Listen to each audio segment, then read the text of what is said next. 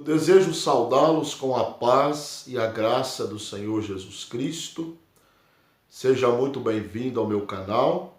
Se você ainda não me conhece, eu sou o pastor Rogério Lourenço e quero convidar você a inscrever-se, e também a acionar o sininho das notificações para que você possa receber os vídeos em primeira mão e também assistir o vídeo até o final, deixar o like aí para fortalecer o canal e também compartilhar este canal nas suas redes sociais. Se você puder me ajudar fazendo essas três coisas, são todas as três de graça, é apenas apertar e você já vai estar me abençoando e me ajudando a divulgar o meu canal. Tá bom? Seja muito bem-vindo mais uma vez. Você que já é inscrito, também seja muito bem-vindo, muito bem-vinda, em nome do Senhor Jesus. Hoje nós vamos estudar mais uma aula da Escola Bíblica Dominical, da classe dos adultos. E dessa oportunidade nós vamos estudar a lição de número 3. Então eu quero convidar você a pegar a sua revista, nós estamos já aí no quarto trimestre de 2021, pegar a sua Bíblia Sagrada, como eu falo sempre aqui, o seu caderno de anotações, a sua caneta, porque logo após a vinheta nós vamos iniciar a nossa aula de hoje.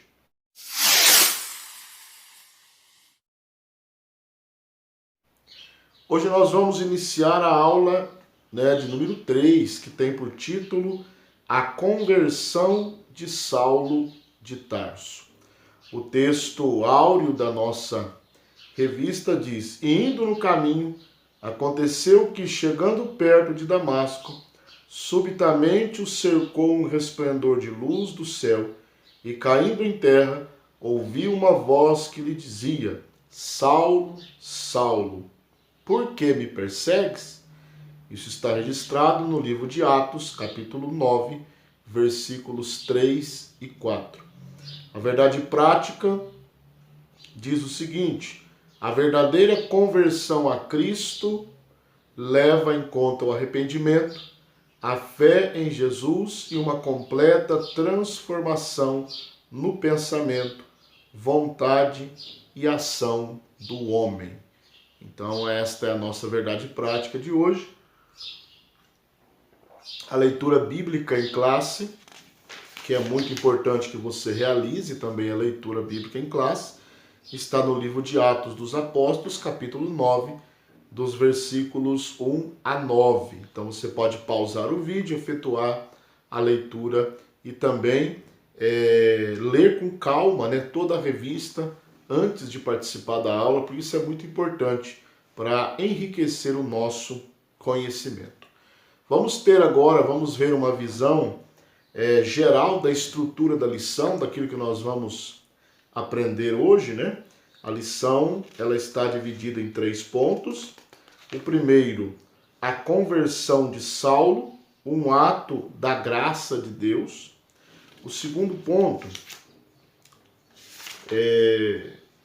Saulo e a doutrina bíblica da conversão. E o terceiro ponto, nós vamos ver o terceiro e último ponto, as 3 faculdades interiores transformadas na conversão. Então são esses 3 pontos, e também as suas subdivisões que nós vamos estar aprendendo aqui nesta oportunidade, nesta aula. A título de introdução, a conversão de Saulo de Tarso foi um dos maiores acontecimentos para o cristianismo. Por que nós dizemos isso? Porque foi através da conversão de Saulo que ele se tornou um salvo em Cristo, em primeiro lugar, e também um dos maiores evangelistas, missionários da igreja primitiva. Então, Paulo espalhou a mensagem do evangelho para inúmeros lugares da sua época, evangelizou vários países, ele fundou várias igrejas. Então Paulo foi um homem importantíssimo, uma ferramenta importantíssima nas mãos de Deus. Então vamos para o ponto de número 1, né? Ponto de número 1 que diz: a conversão de Saulo, um ato da graça de Deus. A conversão, ela é, logicamente, um ato da graça de Deus. Ninguém pode ser convertido a não ser pela ação da graça de Deus. O primeiro subtópico diz a conversão de Saulo e sua experiência sobrenatural. Então nós vemos que no caminho de Damasco, Paulo, ele se depara com um resplendor de luz, ele cai por terra e ali ele ouve uma voz do próprio Senhor Jesus dizendo: Saulo, Saulo, por que me persegues? Ele ele ouve essa voz, né, vinda de Jesus, que falou para Paulo ali, neste momento, nessa experiência sobrenatural, nesse resplendor de luz. Paulo estava tendo um encontro com Jesus ali, e ali ele estava sendo transformado, estava sendo convertido pela graça do Senhor Jesus Cristo. Ele estava tendo o primeiro contato com o próprio Senhor Jesus, e este contato mudaria a sua vida para sempre. Paulo, ele seria daí para frente um grande homem de Deus, um santo homem de Deus e uma ferramenta nas mãos de Deus. Diz aí no finalzinho deste ponto, na sua revista: nessa visão, Saulo pôde compreender quem era Jesus e sua obra redentora no Calvário. Então, nós vamos ver um pouquinho mais para frente que a pessoa, quando ela está cega de entendimento, ela não compreende a obra de Deus, não compreende a obra redentora de Cristo. Então aqui, Paulo, nesta visão, ele teve o entendimento aberto para compreender a quem era Jesus e qual foi a sua obra redentora no Calvário. Subtópico 2. A iniciativa de Jesus para transformar a mente de Saulo. Então aqui nós temos uma informação muito importante concernente à doutrina da salvação. A salvação, ao contrário do que Pelágio ensinava, a salvação ela nunca é iniciada da parte do homem, né? Ela nunca parte do ser humano.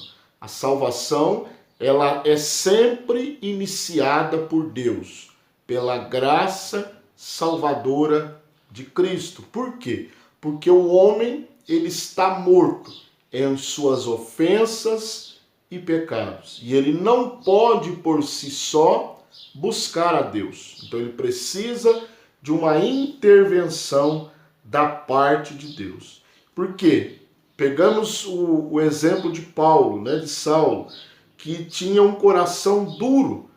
Então o Senhor precisou tomar a iniciativa, ir até Paulo, dar uma, como diz na nossa revista aí, uma sacudida nas estruturas de Paulo, estrutura física, psicológica e espiritual. Então a salvação ela sempre inicia-se da parte de Deus. Nós arminianos, né, somos acusados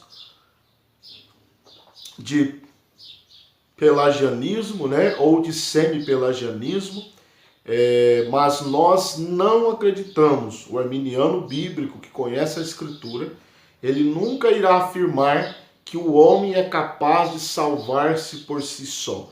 A iniciativa sempre é da graça de Deus, convertendo o homem, trabalhando no seu interior, libertando o seu arbítrio para que ele possa escolher a Cristo e aí ser salvo, completamente.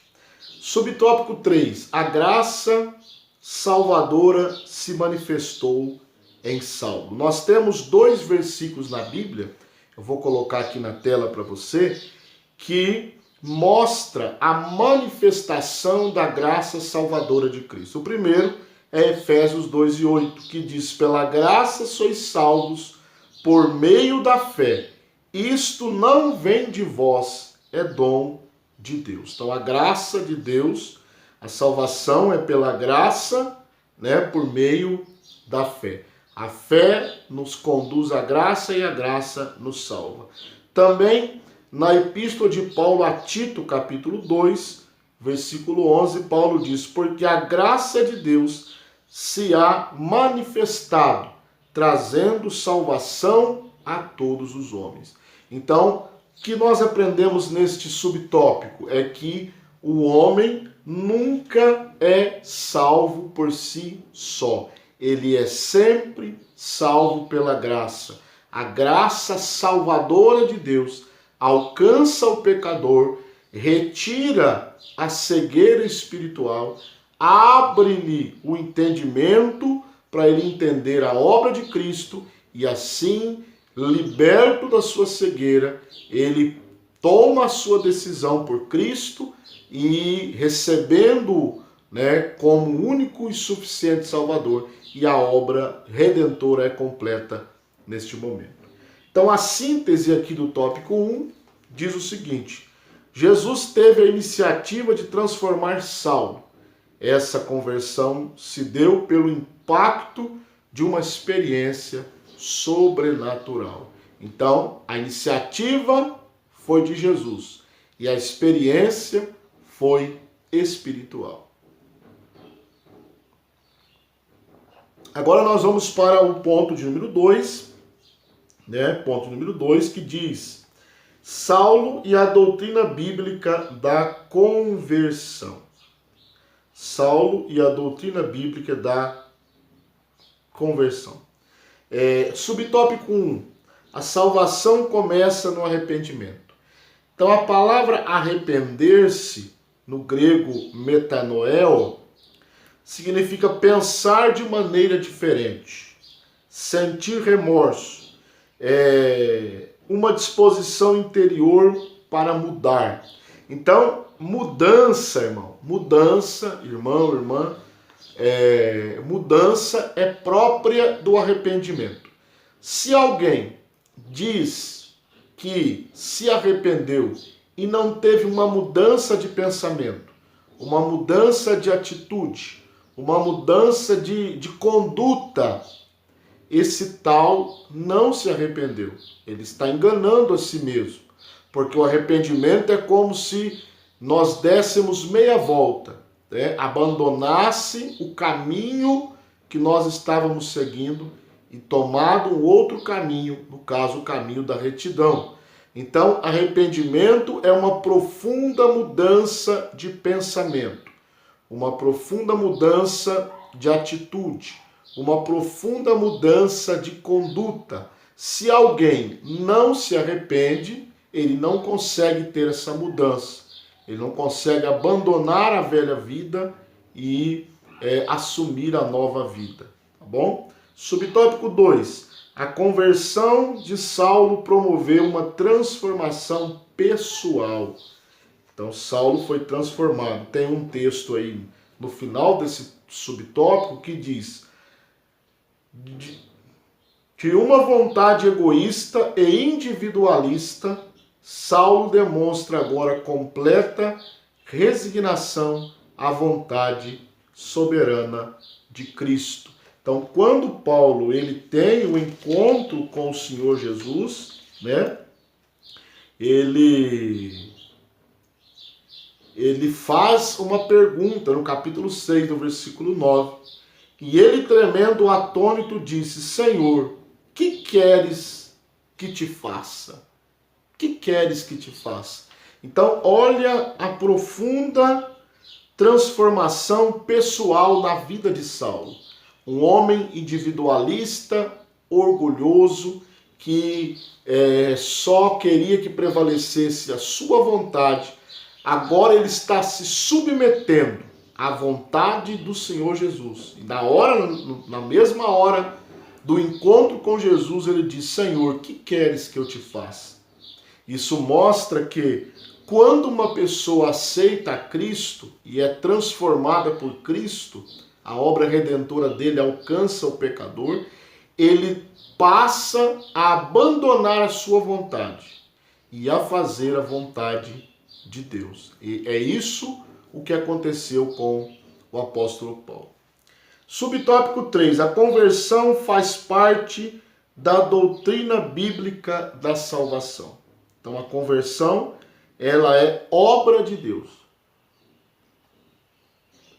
Bom, é a manifestação externa da regeneração. A regeneração é efetuada internamente. E a conversão é a prova externa da regeneração interna. Acredito que deu para você entender. A conversão é a prova externa da regeneração feita interiormente. Então Jesus vem, opera na pessoa através do Espírito Santo, regenera ela, e a mudança de atitude dela, a conversão dela, a mudança de pensamento, a mudança de ações, as mudanças de palavras, isto mostra que a pessoa está convertida, tá? Mostra que a pessoa está, que ela mudou de vida, mudou de comportamento. Isso é muito interessante, né? Então ela muda o pensamento, a vontade e a ação. Quando alguém é regenerado, ele muda o pensamento, a vontade e a ação. Isso é muito interessante. Então esse foi o ponto de número 2. Nós vimos aqui, né? Saulo e a doutrina bíblica da conversão. Vamos ler agora a síntese do tópico 2, que diz: a conversão do homem começa no arrependimento e perpassa a transformação pessoal. Então, quando uma pessoa é convertida, é regenerada, ele começa arrependendo-se. E aí a vida dele é transformada e mudada as suas atitudes. Então vamos para o último ponto. Se você tem alguma coisa a comentar aí, deixa aí nos comentários, né? Para a gente nos interagirmos, né? E aí nós podemos trocar conhecimentos e a glória de Deus vai ser manifestada. No tópico 3 diz: as 3 faculdades interiores transformadas na conversão. Primeiro, subtópico, faculdade intelectual. Então, nesse campo da alma, o homem muda o seu modo de pensar e reconhece a sua condição de pecador. Então, a primeira faculdade que é atingida na transformação do ser humano, na conversão, na regeneração, é a sua maneira de pensar. Então, Paulo escreve aos Coríntios, 2 Coríntios 4:4, que o Deus desse século, ele cega o entendimento dos incrédulos. Então, o Espírito Santo vem e tira esta cegueira e ele passa, agora o pecador passa a entender o plano de redenção, o plano, né, de salvação, a sua condição de pecador. Ele começa a ver que ele precisa de um Salvador, que é Jesus Cristo. Segunda faculdade, a faculdade das emoções, né? Então, Deus também trabalha nas emoções. Nesse campo da alma, o pecador experimenta uma mudança de sentimento na vida interior, onde se manifesta a tristeza pelo pecado contra um Deus justo e santo. Então agora, aqueles erros que o pecador cometia antes da conversão sem sentir, né, nenhum tipo de sentimento daquele erro, daquele pecado, agora ele passa a sentir tristeza porque ele pecou. Ele passa a sentir remorso, né, aquele sentimento de pecado. E agora ele vai mudando de vida, por quê? Porque agora ele está sentindo o pecado. Antes ele mentia, mas não sentia. Ele pecava, mas não sentia. Agora ele está entristecido. Por isso que a Bíblia diz que a tristeza, segundo Deus, opera o arrependimento para a salvação. Então agora as suas emoções foram afetadas. E o terceiro subtópico, a terceira faculdade, a faculdade da vontade, né? Então agora o pecador passa a pensar, desejar e fazer o que deve ser feito para a glória de Deus. Então agora ele abandona a sua vontade e que prevaleça a vontade de Deus.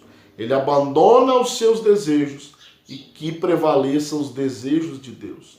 Ele abandona o seu modo de pensar e que prevaleça o modo de pensar de Deus. Então, a faculdade da vontade também é afetada e é transformada na conversão.